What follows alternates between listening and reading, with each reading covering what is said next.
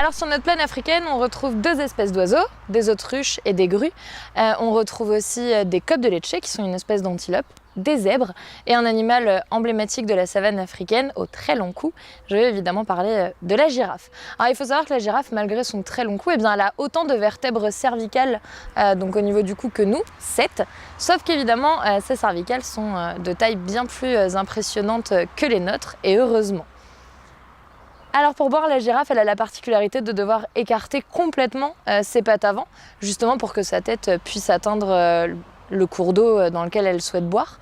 Et forcément, à ce moment-là, elle devient très vulnérable puisqu'elle a la tête au niveau du sol et ne peut pas surveiller ce qui se passe aux alentours. C'est pourquoi les girafes vont toujours boire à plusieurs, ce qui leur permet d'avoir des girafes qui font le guet pendant que d'autres boivent et ensuite d'inverser les rôles et d'être ainsi tout le temps en sécurité.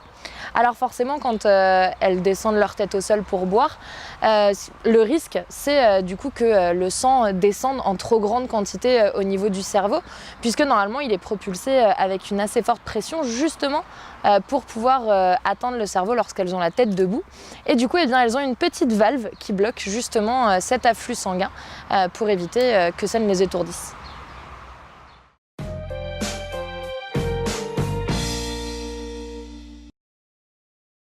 Nous sommes toujours au château de Malbrouck et on découvre dans cette salle qui était ce fameux personnage, pourquoi le château a pris son nom.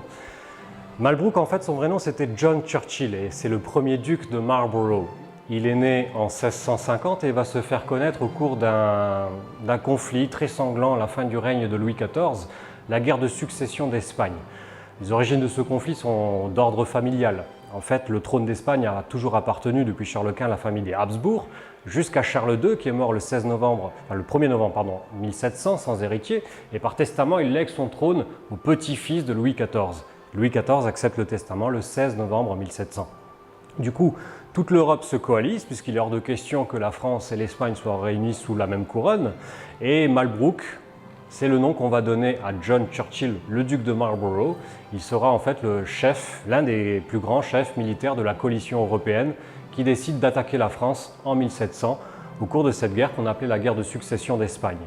Au mois de juin 1705, il est arrivé ici avec une armée forte de presque 100 000 hommes, dit-on, pour envahir la France en passant par la Lorraine avec ses gros sabots. Et il a échoué lamentablement puisqu'au bout de 2 semaines, il est reparti de la région sans avoir eu l'audace d'engager le combat contre les Français qui l'attendaient de pied ferme de l'autre côté de la vallée et qui étaient pourtant inférieurs en nombre. On s'est donc moqué de Malbrouck en laissant son surnom à ce château et plus tard en écrivant la fameuse chanson « Malbrouck s'en va en guerre » avec 22 couplets, histoire de bien enfoncer le clou.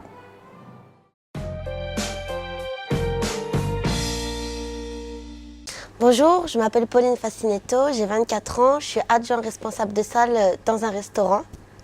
Alors mon métier consiste principalement à faire du service en salle, la satisfaction client, m'occuper des clients, conseiller leurs plats, conseiller leurs vins, préparer des boissons, faire la facturation, m'occuper de tout ce qui est caisse de restaurant. Et puis surtout de m'occuper des clients qui soient satisfaits, voilà. Alors moi pour en être venue à là, j'ai fait un bac pro restauration. Donc d'abord j'ai fait un BEP en cuisine et ensuite je me suis dirigée vers un bac pro en service. Ensuite je me suis arrêtée là, mais après on peut continuer vers un BTS ou faire des mentions complémentaires. Aussi bien en cocktail qu'en œnologie, tout dépend vers où on veut se diriger. Il faut être énergique, il faut être volontaire, il ne faut pas attendre qu'on nous dise quoi faire, il faut vraiment aller de l'avant. Il faut satisfaire le client au maximum, essayer de satisfaire sa demande au maximum. Et le but c'est que le client il sorte de notre restaurant et qu'il soit content, quoi, qu'il ait envie de revenir pour pouvoir que notre restaurant, là où on travaille, en fait, ça lui donne envie de revenir avec la qualité du service, la qualité des mets qu'on sert, et puis le sourire, voilà, tout ça. Moi, c'est vraiment un métier qui m'a toujours passionnée. J'ai toujours été dans ce métier, je sais faire que ça. Donc voilà, ça fait 10 ans que je fais ça, ça fait 10 ans que je suis serveuse. J'ai fait plein de sortes de restaurants. Et en fait, c'est vraiment le métier que j'ai toujours eu envie de faire. En fait, c'est vraiment par passion que je fais ça. Donc voilà, c'est vraiment par passion.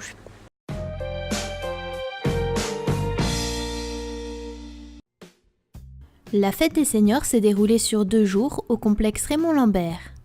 Voici quelques extraits du jeudi.